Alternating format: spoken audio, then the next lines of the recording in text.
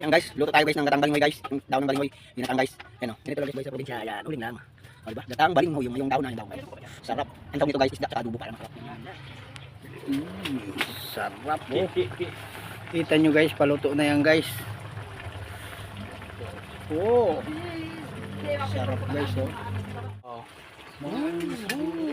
Paluto na yan guys, paluto na. Oh. Sarap oh. Lang naman sa Manila. Yan, luto na guys. Sarap. Yam. Liputok. Ilalagay yan dyan guys. Kakang gata. Oh, guys, di ba? Liputok.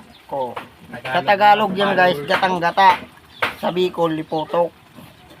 Liputok na nyog. Yan na guys, nilagay na yung gatang-gata, yung gatang-gata ng nyog. Tawag sa amin noon, liputok.